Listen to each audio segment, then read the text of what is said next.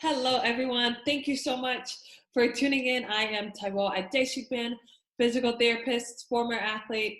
And today I am going to be talking about Achilles tendon rupture. I'll be letting you in on all the details and the important things that you want to know in order to prevent this injury from happening in the future and to ensure that you have a very, very good recovery. So, guys, please don't judge me because, like I told you before, all my videos, we have to have food. Food is life besides physical therapy. All right, so here we have our ankle.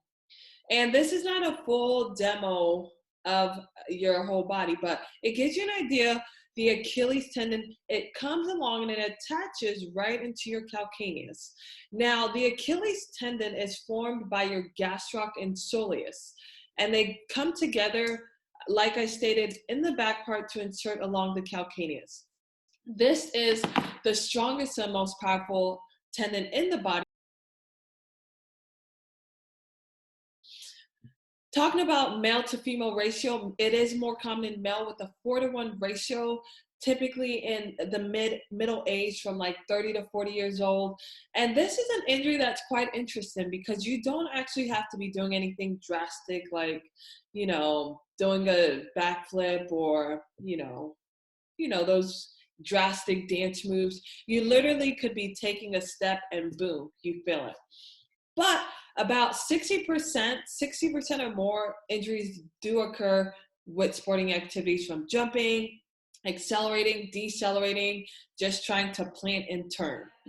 How do you know that you've injured your Achilles tendon? A lot of times people will say, I felt like someone just kicked the out of me, or maybe feeling like you felt like a pop in that ankle, as well as just having difficulties trying to push up on that leg. Now, I know you're probably watching this and it's like, how the heck, me out of all people, get injured? There is no definite answer to say who will get injured, but some common things that are risk factors are things such as certain types of antibiotics that could result in making changes of that Achilles tendon structure, as well as partaking in high jumping activities from running, accelerating, and then also those that have had a previous Achilles issue, whether that's Achilles tendonitis or tendinosis. And then lastly, although they don't have a ton of information, they do feel like it is more common in African Americans compared to Caucasians. So when you injure your Achilles tendon, you may not be able to even walk because you just don't have the ability to push off.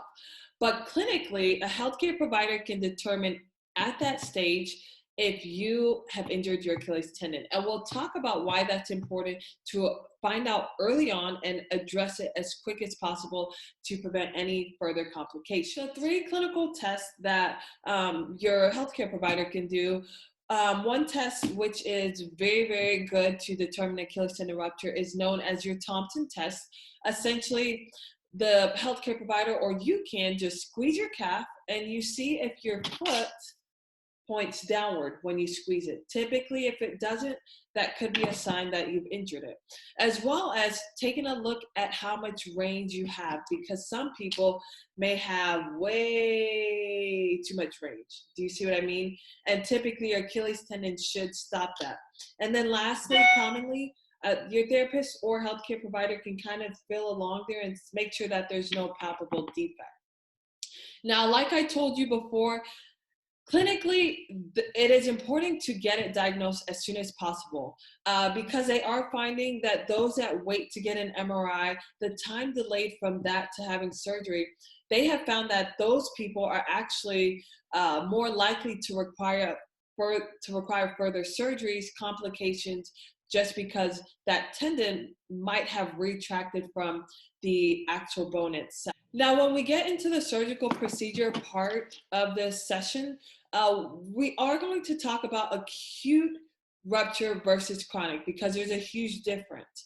Because what happens with the chronic rupture is that at times the tendon will retract. So I'm going to actually tear this, but I'm not going to eat it because it's kind of dirty.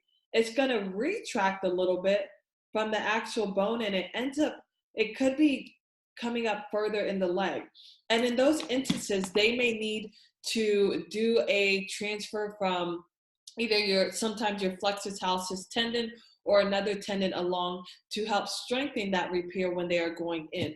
Versus an acute, it may just be them stitching that tendon back together because it hasn't retracted too far, but we'll touch base on that. So hold your horse. Who needs surgery? Do you need surgery? Maybe you do, maybe you don't. This is an important thing to figure out because patient selection is the most important thing when we're talking about success of a rehab. And what is special about it is that it is a tendon that is actually not wrapped around in a sheet, so it doesn't have as much blood supply. And so when we're talking about contracting this muscle and the tendon itself, that decreases the blood flow. So candidates that do typically opt for the surgery, they're younger, active population, they're non-smokers. Because I say this, because smoking actually decreases the blood flow in general.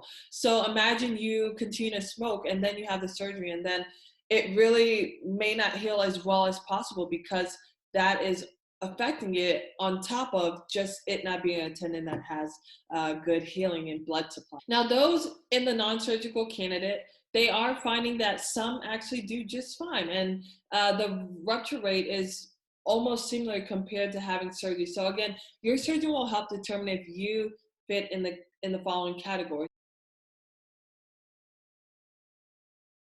We are going to jump right into the surgical procedure. So typically, every surgeon varies based off of what they do and how they stitch that tendon back together. But essentially, the ultimate goal is to reapproximate the tendon, sew it back up. Whoops. And let's do this. They essentially stitch it back up and they approximate it so that it is then able to heal. Does that make sense? Do you see that there? Now, like I was talking about before, if you have a very chronic tear and the tear has already kind of gone too far up the leg, at times they will get a muscle in your leg to help almost strengthen the procedure itself so that when it is healing, it'll be stronger.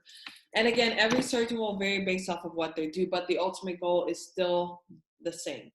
You've had the surgery and now you really need to be on top of the instructions and the rehab that you're providing.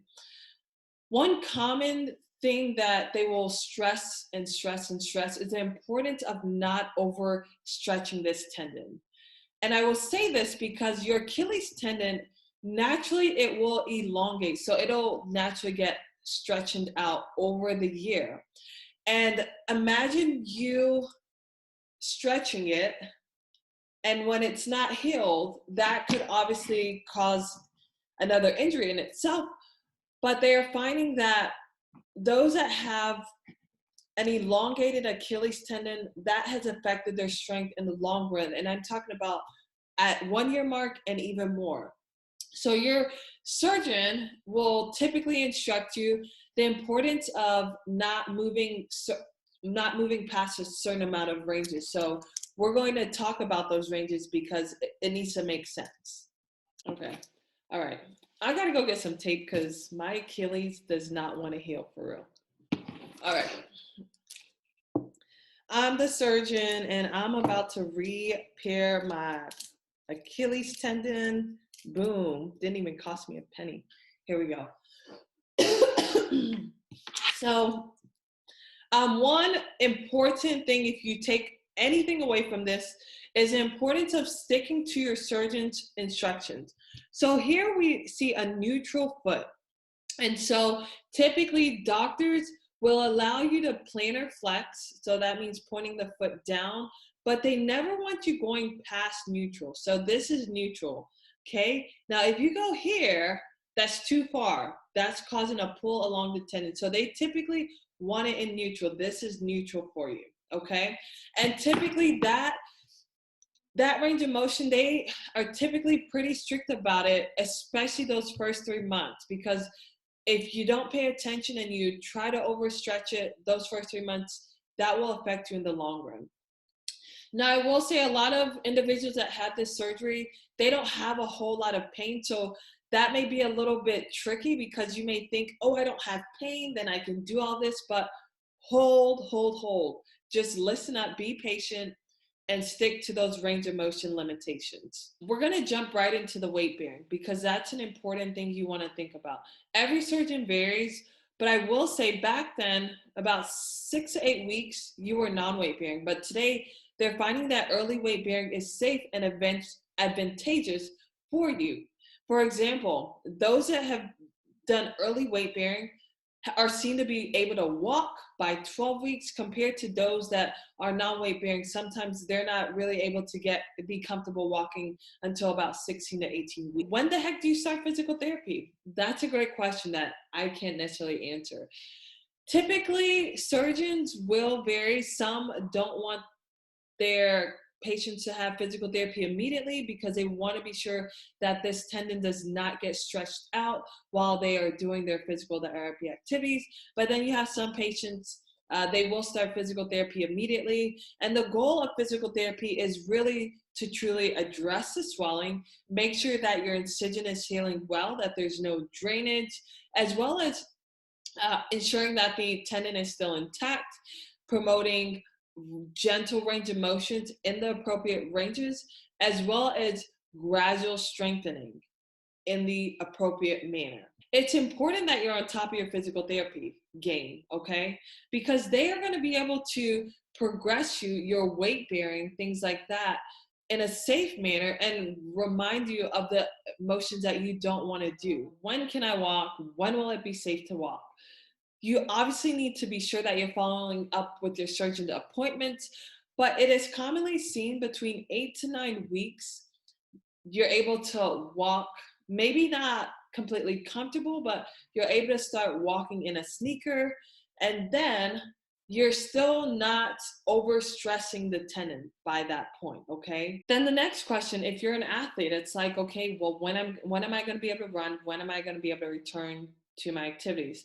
Commonly, the time frame is pretty wide, but from weeks 14 to 20, that's about the time frame you're going to be progressively loading the tendon more. You may still be doing the bike a little bit, but gradually you'll be moving from walking fast pace to jogging. And I will say that the strengthening portion is still going to be super important. For example, some clinics, they do have blood flow restriction, which is showing to be helpful in improving the strength and endurance of the Achilles tendon. For example, I have a patient now who I am currently using it on now. Although there's not a lot of studies, but that is something, if you have available at your clinic, that your therapist may consider, because you are still going to be gaining strength in that tendon even close to a year. So realize that you may leave physical therapy by like 20 weeks or maybe earlier, depending on if you have the insurance visits and things like that. But it's important to keep up with the exercise that you're given. I know you're probably thinking, like, do I really have to spend that much time with a physical therapist? Yeah, you do. And I promise you, you'll be so glad that you did it right the first time around, because the worst thing that I wouldn't wish on anyone is to have another re-rupture or to have just too much weakness to even push off or do the activities that you used to do. So when your therapist is talking about when it's going to be time to discharge, they're going to be looking at things such as how are you walking, your mechanics, the strength that you have, not just in your Achilles tendon, but also the other areas, if there's good flexibility, tension in that Achilles tendon, as well as full range of motion and things like that, to ensure that you don't come back to our clinic. Because as much as I love my patients, I don't want them back in my clinic. If you found that super helpful, please like the video, subscribe for more information. Next week, I'll be interviewing a former athlete and a friend who shares her Achilles injury rupture experience. So I hope that you guys stay tuned, because it's going to be a lot of fun. Check you later.